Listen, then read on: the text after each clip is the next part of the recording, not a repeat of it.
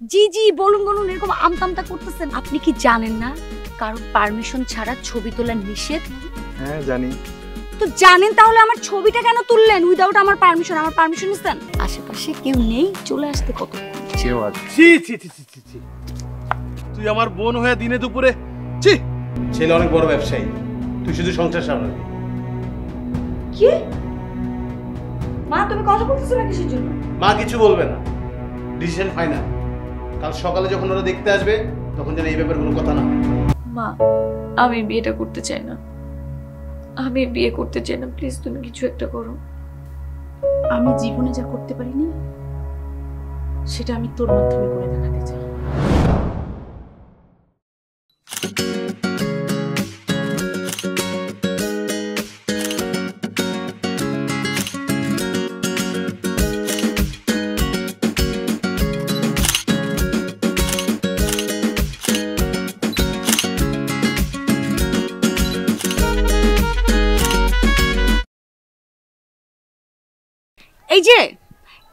এই যে শুনতেছেন, আপনি জানেন না কারো পারমিশন ছাড়া যে ছবি তোলা যায় না?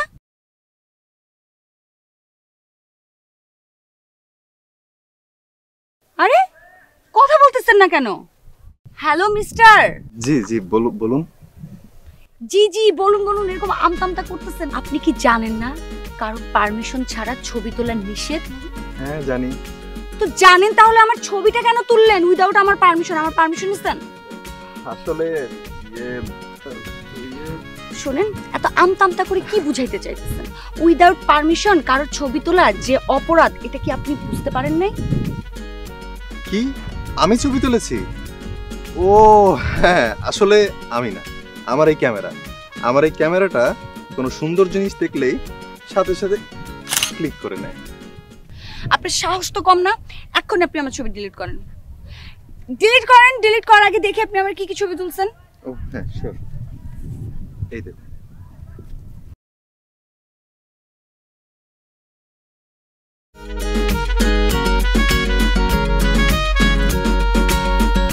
বাহ, আপনি তো দেখছি অনেক সুন্দর ছবি তুলেন। হ্যাঁ আমি জানি আমি সুন্দর ছবি তুলি, তবে এই ছবিগুলো আপনার কারণে আরো অনেক বেশি সুন্দর হয়েছে। ধরেন,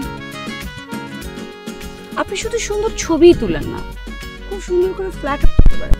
বাই দ্য ওয়ে, আপনাকে তো এই গ্রামে আগে কখনো দেখিনি। দেখবেন কি করে বলুন, আমি তো এর আগে আপনাদের গ্রামে আসিনি কখনো। তো এখন আমাদের গ্রামে কেন এসেছেন? অ্যাকচুয়ালি আমি ঢাকা থেকে এসেছি একটা এক্সিবিশনের জন্য, আমার বেশ কিছু গ্রামীণ ছবি প্রয়োজন ছিল, তাই আপনাদের গ্রামে আসা। ও আচ্ছা, তাহলে আপনি আমাদের গ্রামে ছবি তুলতে আসছেন? জি হ্যাঁ তাই। বাই দ্য ওয়ে, আপনি যদি চান তাহলে আপনাকে আমাদের গ্রামটা কিন্তু ঘুরে ঘুরে দেখাতে পারি। তাই নাকি? তাই। কিন্তু কিন্তু কিন্তু শুধু প্রকৃতির ছবি তুললেও হবে না, প্রকৃতির সাথে সাথে আমারও সুন্দর সুন্দর ছবি তুলে দিতে হবে। দেখছি মেঘনাতে কি বৃষ্টি। সরি, না মানে বলছিলাম কি, প্রকৃতির সাথে বোনাস হিসেবে যদি প্রকৃতি কন্যাকেও পাওয়া যায় তবে ব্যাপারটা মন্দ হয় না। আপনি খুব ভালো ফ্ল্যাট করতে পারেন, সেটা আমি বুঝতে পারছি। এবার চলো।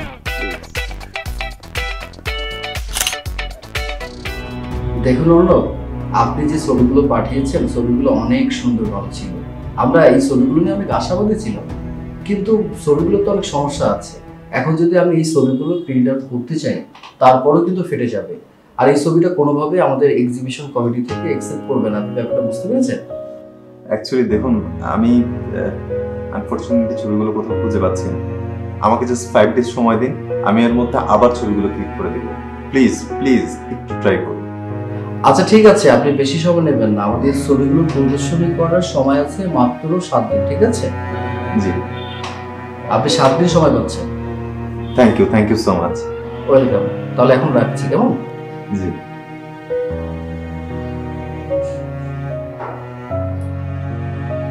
ও আচ্ছা, তাহলে এই অবস্থা না? এক্সিবিশনের জন্য ছবিগুলো সিলেক্ট হলো, কিন্তু তুমি পুরো ফাইল ধরেই হারায় ফেললে। বাহ, কি সুন্দর, খুব সুন্দর। তাহলে এখন তুমি কি করবা? কি আর করার বলো, ছবিগুলো আবার নতুন করে তুলতে হবে। তবে একটা জিনিস কিন্তু ভালোই হয়েছে, এই ছবি তোলার থ্রুতে তোমার সাথে আবার দেখা হয়ে গেল, আবার একটু প্রেম করার সুযোগ পেয়ে গেলাম। আরে কি করতেছো? ছাড়ো, কেউ তো দেখবে। ছাড়বো না, কেউ দেখবে। বললাম তো আশেপাশে কেউ নেই। আশেপাশে কেউ নেই, চলে আসতে কত কেউ আসবে। ছি ছি ছি ছি ছি ছি। তুই আমার বোন হয়ে দিনে দুপুরে ছি ফু, মান সম্মান আর কিছু রাখলি না। এই ছেলে, এই, তুই কে? হ্যাঁ, আমাদের গ্রামে এসে আমার পরিবারের মান সম্মান নিয়ে খেলা করতেছস? তুই কে? ভাইয়া ভাই ওরে ছেড়ে দাও, আমি বলতেছি ওকে, তুমি ওরে ছেড়ে দাও প্লিজ, ওরে ছেড়ে দাও। শুধুমাত্র আমার বোনের মুখের দিকে তাকায়া তোরা কিছু করলাম না। তাছাড়া আমার পরিবারের মান সম্মানের সাথে জড়িত। আজকের পর থেকে তোর যেন এই গ্রামে না দেখি, যদি দেখছি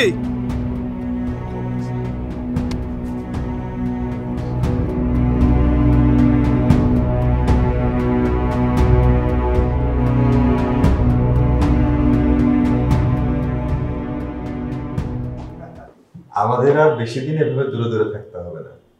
খুব শীঘ্রই সেদিন আসছে যেদিন আমরা চাইলেই একে অপরের সাথে দেখা করতে পারবো, মন খুলে ঘুরে বেড়াতে পারবো। জি মিস্টার, আমি আসছি আপনার শহরে, তবে এর জন্য কিন্তু পুরো ক্রেডিটটাই আমার। আমি যদি ইউনিভার্সিটিতে চান্স না পেতাম তাহলে কিন্তু কখনোই আপনার শহরে আমার আসা হতো না। সব ক্রেডিটই তো আপনার, কিন্তু আমি অনেক ভয় ছিল তুমি ইউনিভার্সিটিতে চান্স না পেতে কি যে হতো। এদিকে দেখো, তোমার ভাইয়ের জন্য আমি তো ঠিকমতো গ্রামেই যেতে পারছি না। ভাইয়ের কারণে আমি তো তোমার সাথে একটু ঠিকঠাক দেখাও করতে পারিনি। জানো, ভাই আর আব্বু তো এখনো চায় যে আমি যেন আর পড়াশোনা না করি। শুধুমাত্র আব্বু চায় আমি যেন পড়াশোনা করি, আব্বু আর ভাইয়া চায় আমি যেন তাড়াতাড়ি বিয়ে টিয়ে করে ফেলি। তাদের ধারণা মেয়ে মানুষ মানেই বিয়ে শাদী করবে, ঘর সংসার করবে, এটাই হচ্ছে তাদের কাজ। এত পড়াশোনা করে কি হবে? কিন্তু আমার মা সবসময় চায় আমি যেন অনেক পড়াশোনা করে অনেক বড় হই। আমার মার না খুব ইচ্ছা ছিল যে সে গ্রাজুয়েশন কমপ্লিট করবে, কিন্তু মার তো অল্প বয়সে বিয়ে হয়েছিল, এর জন্য মার সেই ইচ্ছা পূরণ হয়নি। বিয়ের পর আব্বু আর পড়াশোনা করতে দেয়নি। এটা নিয়ে তো প্রায় বাবা মার মধ্যে ঝগড়া হয়। কি আর করা বলো। কিন্তু আমি কিন্তু আমার গ্রাজুয়েশন কমপ্লিট করব। আমি পড়াশোনা শেষ করে আমার মার আশা করব। আচ্ছা শোনো, বাদ দাও এই সমস্ত কথা, আমাদের কথা বলি। এই মা ডাকছে আমাকে, আমি তোমার পরে ফোন দিচ্ছি, ঠিক আছে? হ্যাঁ মা, আসতেছে। রাখি বাই।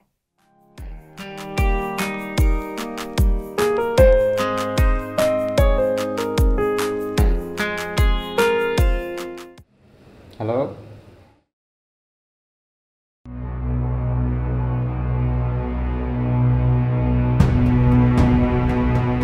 ঠিক দেখছস নাকি উল্টাপাল্টা কইতেছস?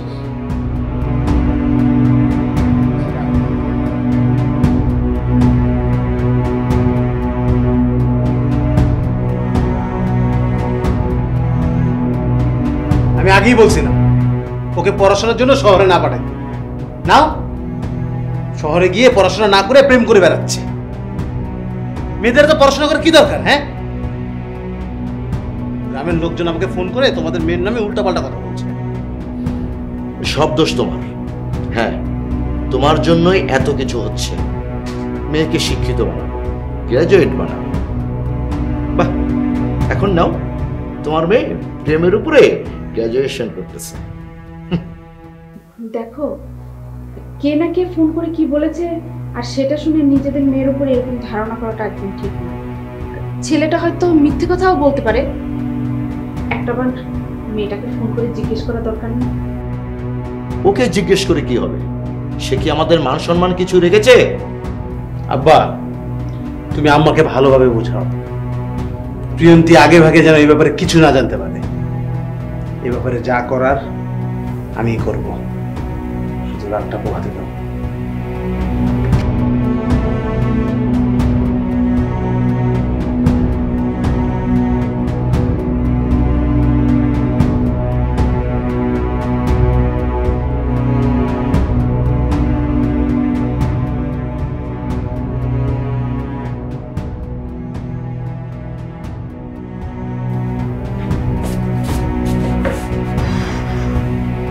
ছি ছি ছি ছি, মেয়েটার জন্য আর মান সম্মান কিছু রইল না।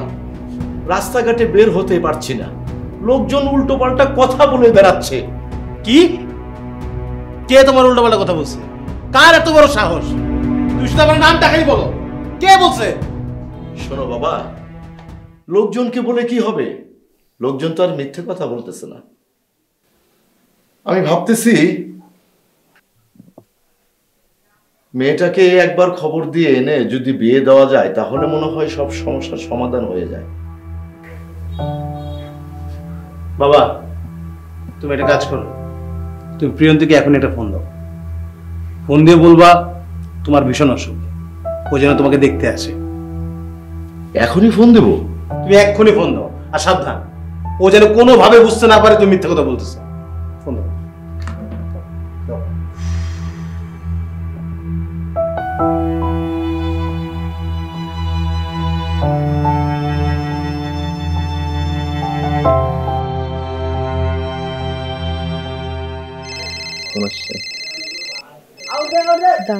বাবা, হ্যালো বাবা, আসসালামু আলাইকুম। কেমন আছো? আমি ভালো নেই রে মা, শরীরটা খুব খারাপ। তোকে এক নজর দেখার জন্য মনটা আমার খুব ছটফট করছে রে মা। তুই যদি একটাবার বাড়িতে আসতি। হ্যাঁ হ্যাঁ, আমি আসবো না কেন, অবশ্যই আসবো। কিন্তু বাবা, কি হয়েছে তোমার? ডাক্তার দেখাইছো? দেখিয়েছিলাম রে মা, আমার শরীর মনে হয় ভালো হবে না। তুই তুই এখনই রওনা দিয়ে দে মা। হ্যাঁ ঠিক ঠিক আছে বাবা, আমি এক্ষুনি রওনা দিচ্ছি, আমি দেরি করবো না। আচ্ছা ঠিক আছে, সাবধানে আসিস। ঠিক আছে। কোনো সমস্যা? হ্যাঁ সমস্যা। কি হয়েছে? বাবা না অনেক অসুস্থ, তুমি চলো তো, আমার একটু গাড়িতে উঠাই দিবা। কি বলছো? হ্যাঁ হ্যাঁ চলো তো, তাতে চলো।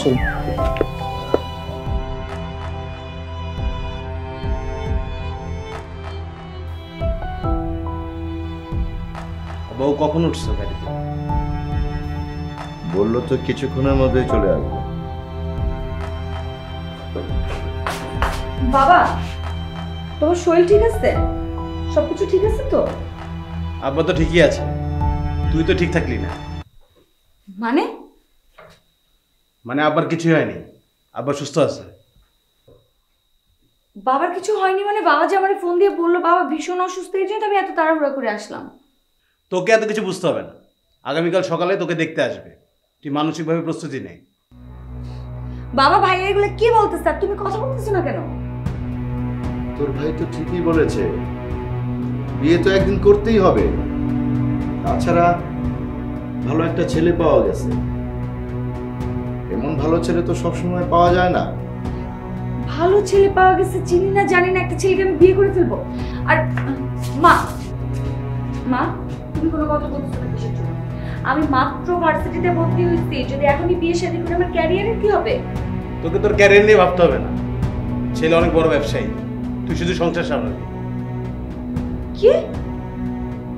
মা তুমি কথা বলতেছো না কিসের জন্য? মা কিছু বলবে না, ডিসিশন ফাইনাল। কাল সকালে যখন ওরা দেখতে আসবে তখন যেন এই ব্যাপারে কোনো কথা না হয়। তোর ফোনটা দে। কেন আমার ফোন দিব না? তোর ফোনটা দে। আজ থেকে বাড়ির বাইরে সব যোগাযোগ বন্ধ তোর। মানে? বাবা, মা,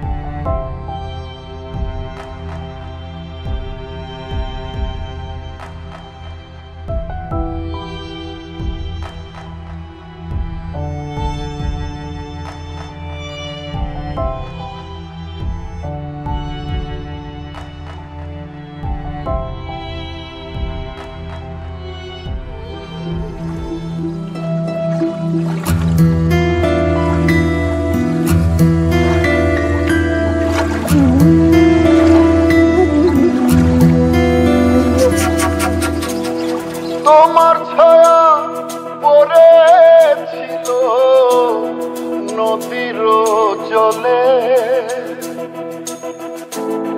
আলতো করে ছুঁয়ে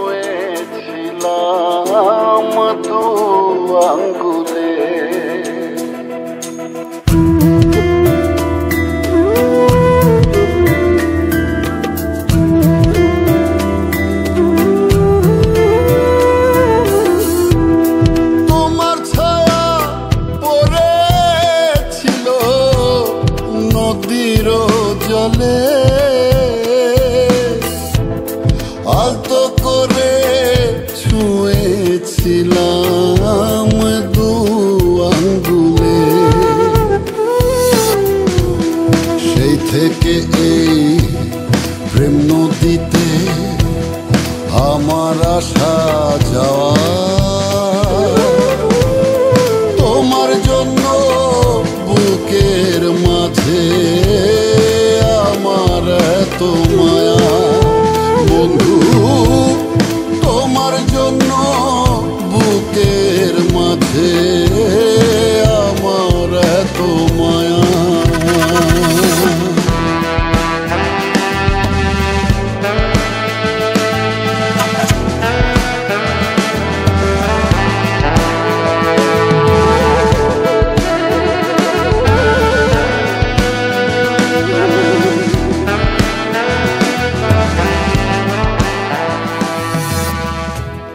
চাঁদের টানে নদী যেমন ওঠে ফুলে ফুলে। কিছু খেয়ে নে, 2 দিন যাবত তুই না খেয়ে আছিস। এভাবে না খেয়ে থাকলে তো মরে যাবি। আমি বেঁচে থেকে কি করবো মা?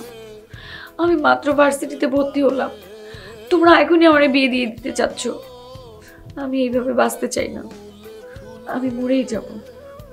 দেখ মা, আমাদের জীবনে অনেক কিছুই করার ইচ্ছে থাকে, কিন্তু সেগুলো আসলে কখনো পূরণ হয় না, আর আমাদের বলারও কিছু থাকে না। এই সমাজের কিছু অদৃশ্য নিয়ম আমাদের দাবিয়ে রাখে। এইসব নিয়মের বেড়াজালে কখন যে আমরা আমাদের নিজেদের স্বাধীনতাকে হারিয়ে ফেলি সেটা নিজেরাও বুঝি না। মা, আমি বিয়েটা করতে চাই না, আমি বিয়ে করতে চাই না, প্লিজ তুমি কিছু একটা করো। আমি জীবনে যা করতে পারিনি সেটা আমি তোর মাধ্যমে করে দেখাতে চাই।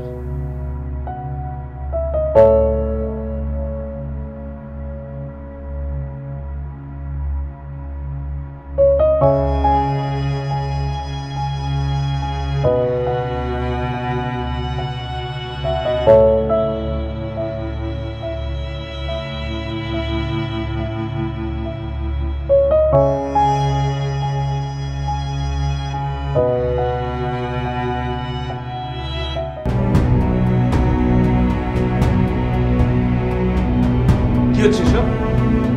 কি হচ্ছে এটা? কি তুই না শিক্ষিত না? শিক্ষিত হয়ে এই কাজটা করতেছিস? তুই যদি পালায় যাস আমাদের পরিবার কি হবে? আমাদের মান সম্মানের কথা একবার ভাবছিস? মা, তুমিও যা ভিতরে যা, ভিতরে যা, যা ভিতরে যা, যা যা ভিতরে যা, ভিতরে যা। মা, তোমার অন্তত ভাবা উচিত ছিল আমার কথা, আমার বাবার কথা, এই পরিবারের মান সম্মানের কথা তোমার ভাবা উচিত ছিল। নেক্সট টাইম যদি তুমি এই ব্যাপারে নাক গলাইছো তাহলে আমার থেকে খারাপ তুমি দিতে পারো।